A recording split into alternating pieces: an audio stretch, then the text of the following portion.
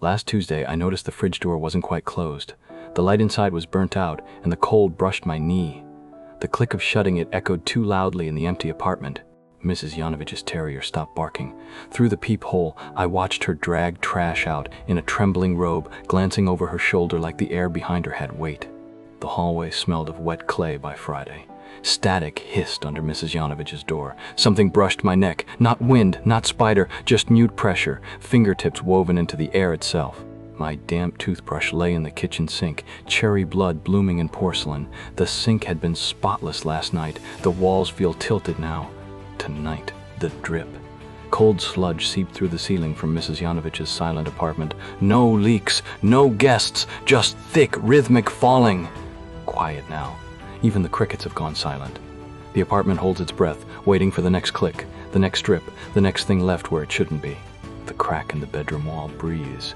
It's new, a hairline fracture snaking up the paint toward the ceiling. My palms sweat against my thighs. Was that there before? Glass shivers in its frames. The air tastes metallic, singed. Cold gathers in my left ear. No, inside the ear, deep where the jaw meets bone, a humming, patient cold. Across the hall, the fridge buzzes. I unplugged it days ago, I think. Didn't I? Pillowcase smells like her perfume now. Rose and camphor. Found her key beneath my pillow this morning, tarnished and ancient. She never gave me a key. I never took one. The crack widens. Not a crack, a vein. Wetness pulses within it, black and slow. When I blink, it reshapes itself. A keyhole, slender as a finger. The ceiling drips again, except it isn't wet. The drops ring against my floor now, clear as struck crystal. My own breath sounds wrong. Too thin, too rehearsed.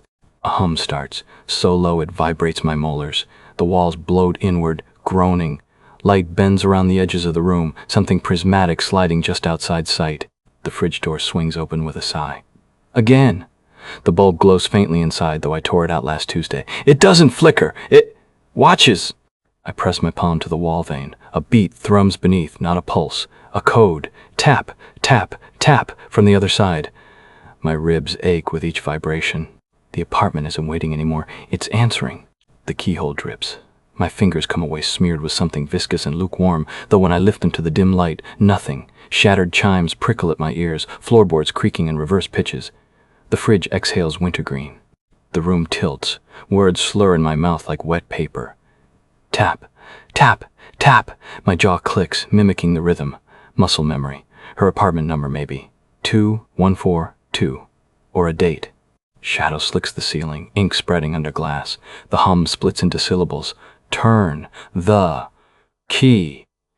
A childhood rail yard whistle, her voice layered beneath, frayed at the edges. Not a command, a plea. I retreat toward the window glass cracks under my palm. Frost feathers inward, but the air reeks of scorched hair. The skyline outside warps, buildings bending like stalks of drained lilies. A thud in the fridge. Glass jars tremble. Best we ever made. You'd keep the jam. Sour cherry. Clinking now. Not jars. Teeth. Something crawls up my calf. No. The carpet. Nylon fibers squirm between my toes, alive as fiddlehead ferns. My watch ticks backward. Her perfume thickens. Camphor coats my tongue, medicinal and slick. The keyhole widens, sighing. I press my eye to it. Breath mists the other side. My breath hangs suspended, a frail cloud in that cramped, impossible darkness beyond the keyhole. Then movement, a flicker, the exact curve of my own eye staring back. But deeper, the pupil jagged, a cracked eclipse. The fridge door winds open. Glass shatters. Fluid sloshes, thick. Sour cherry and iron. A wet crunch followed by the arrhythmic clatter of chipped enamel on tile.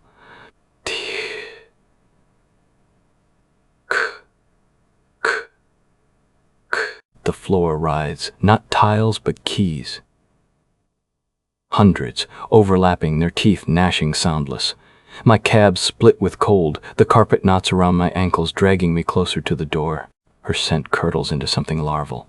Turn! Rasps the hum, no longer her voice. A choir of hinges. The keyhole stretches, wet lips peeling apart. Turn! The doorknob shudders. Not in my hand, from inside. A slow, sickening rotation. I claw at the key, but it resists. It's pushing into me now, the handle engraving itself into my palm. The teeth in my head hum in unison. My jaw unhinges. The same moist click. The same scream pricking my eardrums from within. Ice floods my throat. The lock surrenders. The cold moves first. It laps at my lips, syrupy and alive. No, not cold. The absence of it. A void peeling my skin back. The door swings wide on a throat of darkness, gulping. My body lurches, but the floor is gone. I'm suspended, staring into a tunnel of ribbed, glistening walls. Meat walls. Pulsing. Distant. A wet star flickers. That pupil. Fractured. Calling. My fingers brush the edges of the doorway, but they're not my fingers. Too long. Jointless. Translucent as grub larvae. When I scream, the sound shreds into 100 whispers, each one my mother's voice. Stay! Stay! Stay! The corridor contracts. Something grazes my heel. A key, then another, rising like minnows. They burrow. Needle teeth pricking my soles, climbing my shins. I don't bleed syrup, I bleed static, humming in time with the walls. A mirror glints ahead.